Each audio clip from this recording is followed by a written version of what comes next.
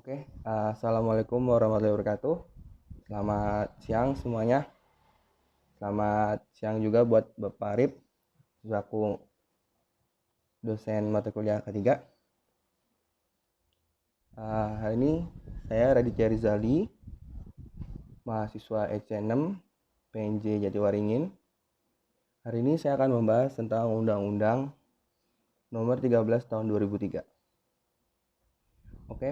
Awalnya pemerintah pada dasarnya telah menyusun instrumen untuk melindungi dan mengatur ketenagakerjaan di Indonesia agar tidak merugikan berbagai pihak, mau dari perusahaannya atau tenaga kerjanya. Nah, salah satunya ada instrumen Undang-Undang Nomor 13 Tahun 2003 itu tentang ketenagakerjaan. Nah, undang-undang ini itu memiliki beberapa tujuan. Yang pertama adalah satu, memperdayakan dan mendayagunakan tenaga kerja secara optimal. Yang kedua, mewujudkan pemerataan kesempatan kerja dan penyediaan tenaga kerja yang sesuai dengan kebutuhan pembangunan nasional dan daerah. Yang ketiga adalah memberikan perlindungan kepada tenaga kerja dalam mewujudkan kesejahteraan dan meningkatkan kesejahteraan tenaga kerja dan keluarganya. Undang-Undang Nomor 13 Tahun 2003 ini memiliki 18 bab dan 193 pasal. Kita bahas satu-satu ya. Yang pertama adalah bab 1. Bab 1 itu isinya ketentuan umum. Dan di bab 1 ini isinya tuh hanya penjelasannya. Contoh saya ambil dari pasal 1 nomor 1 atau pasal 1 ayat 1. Ketenagakerjaan adalah segala hal yang berhubungan dengan tenaga kerja pada waktu, sebelum, selama, dan sudah masa kerja. Dan tenaga kerja adalah setiap orang yang mampu melakukan pekerjaan guna menghasilkan barang atau jasa baik untuk memenuhi kebutuhan sendiri maupun untuk masyarakatnya. Nah, jadi di bab 1 ini tuh ada sekitar 30 pasal. Dan isi apa itu pasal-pasalnya hanya menjelaskan penjelasan secara umum ya. Seperti perusahaan itu apa artinya, seperti magang, pelayanan penempatan kerja, dan lain-lain. Kita lanjut ke bab 2. Nah, bab 2 ini isinya landasan, asas, dan tujuan. Landasan, asas, dan tujuan Undang-Undang Nomor 13 ini tahun 2003.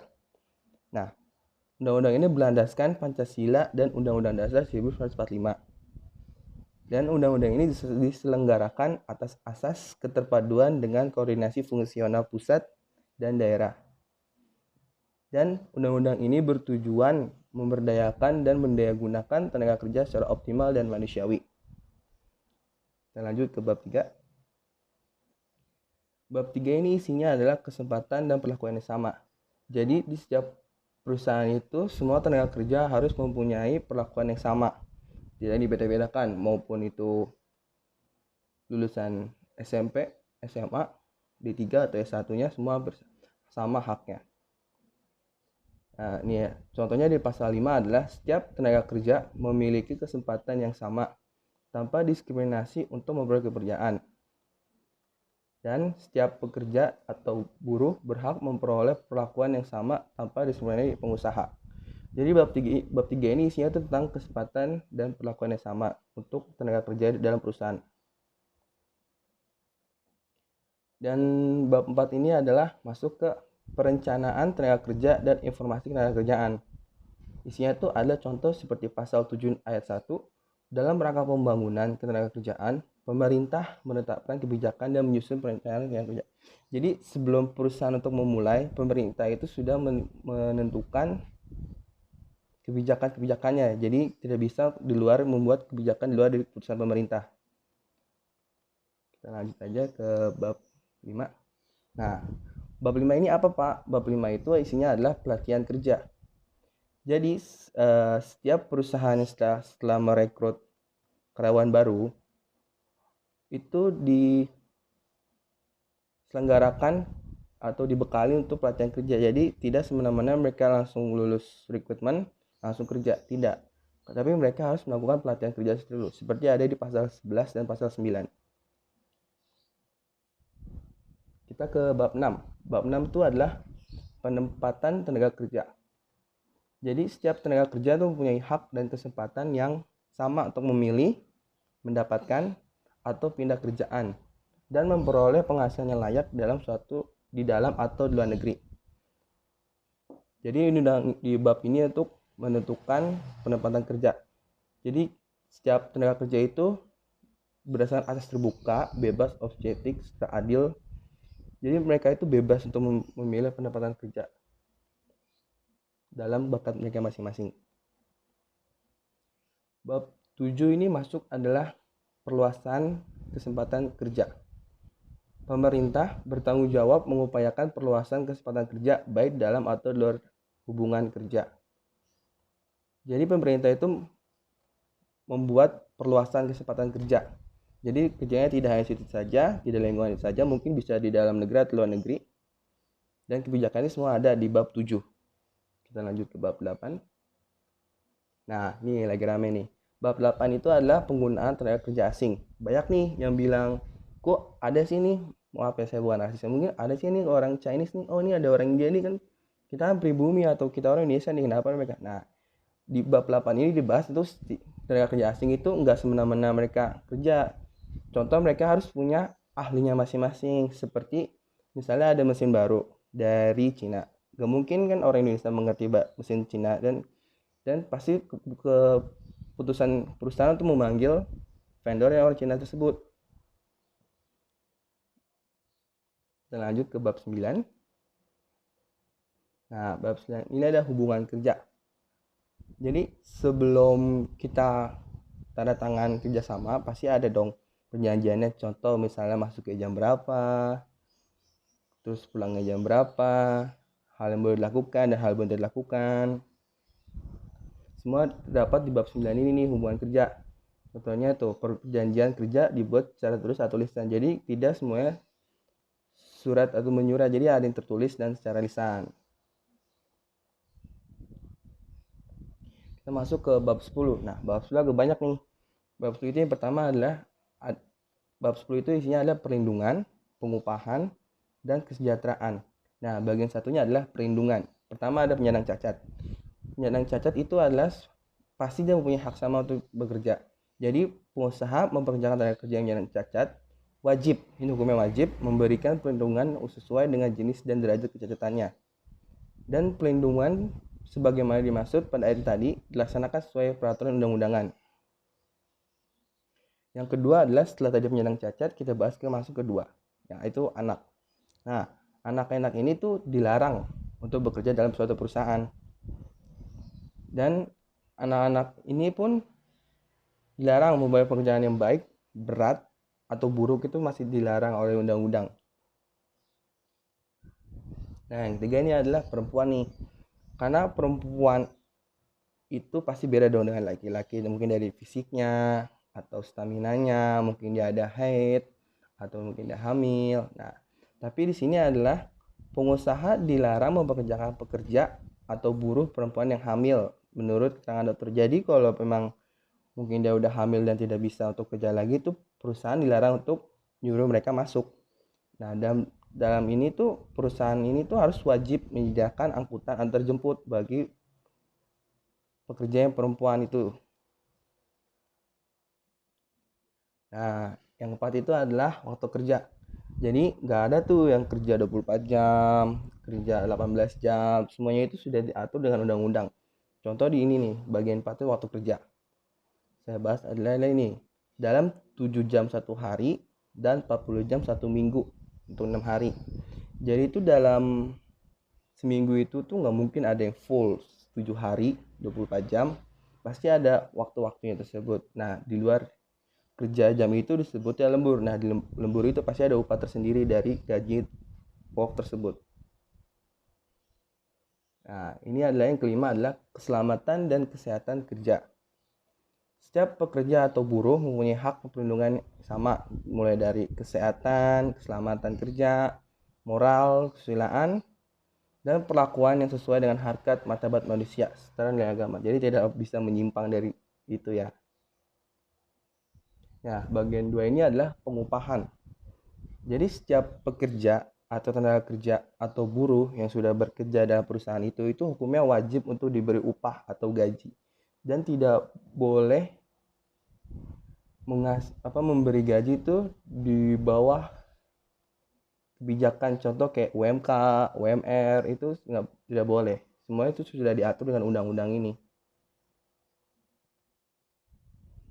Kita masuk ke bab 11. Nah, bab 11 ini juga agak banyak nih. Bab 11 ini isinya hubungan industrial. Hubungan industrial itu apa sih? Hubungan industrial itu hubungan antara bisa dari perusahaan ke serikat pekerja atau perusahaan, serikat pekerja, dan pemerintah. Nih, jadi setiap perusahaan itu harus mempunyai atau pekerja itu buruh itu berhak membentuk anggota serikat pekerja. Jadi pekerja itu mempunyai keluh kesah apa nanti disampaikan ke serikat pekerja, baru serikat pekerja menyampaikannya ke perusahaan.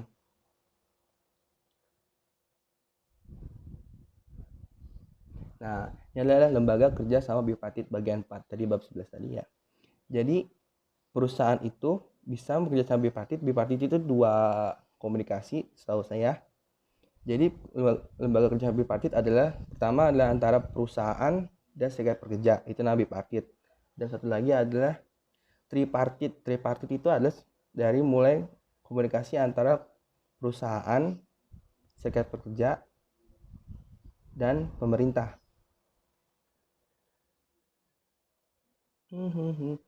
Kita lanjut ke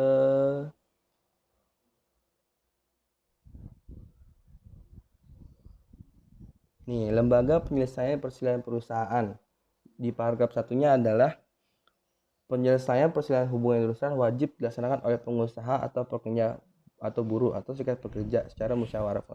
Jadi misalnya ada perselisihan antara perusahaan dan serikat pekerja, itu hukumnya wajib untuk diselesaikan secara musyawarah untuk mufakat.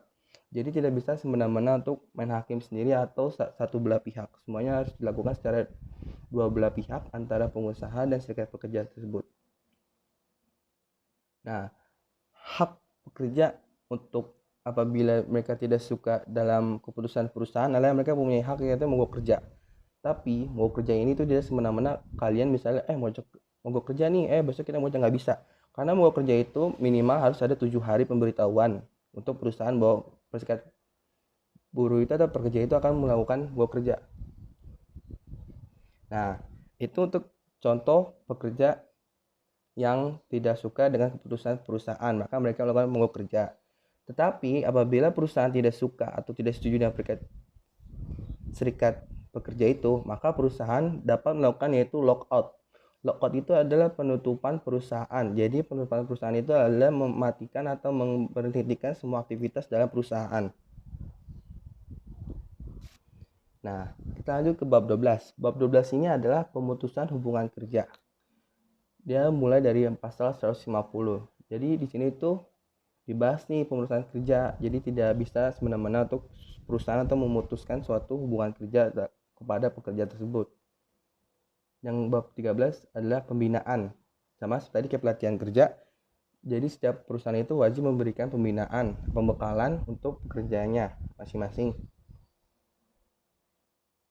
Nah, bab 14 adalah pengawasan. Pengawasan tenaga kerja ini dilakukan oleh pengawas tenaga kerjaan yang mempunyai kompetensi atau skill yang menjamin pelaksanaan peraturan undang-undang tenaga kerjaan. Jadi pengawas ini adalah orang dari Kementerian Tenaga Kerja, yaitu pegawai pengawasnya ini untuk melakukan pengawasan terhadap perusahaan apakah sudah melakukan aspek-aspek safety semua, contohnya dari tertulis maupun lisan. Nah, bab 15 adalah penyidikan.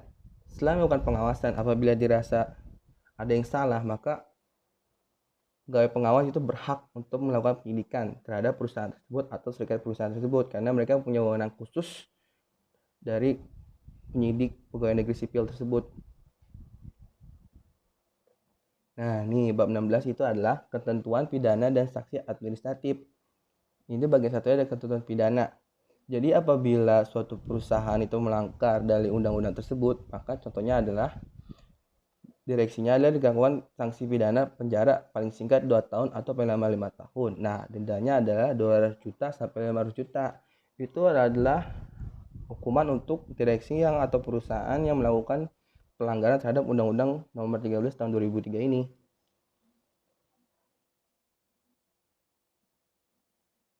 Bab 17 adalah ketentuan peralihan. Jadi semua peraturan yang pelaksanaan yang mengatur tenaga kerjaan tetap berlaku sepanjang tidak bertentangan atau belum diganti dan peraturan baru berdasarkan undang-undang ini. Nah, bab 16 ini adalah ketentuan penutup. Jadi isinya adalah undang-undang yang untuk undang-undang sebelumnya untuk membuat undang-undang nomor 13 tahun 2003 ini, dan undang-undang ini disahkan di Jakarta pada tanggal 25 Maret 2003. Sekian dari saya. Saya mohon maaf apabila salah kata. Wassalamualaikum warahmatullahi wabarakatuh.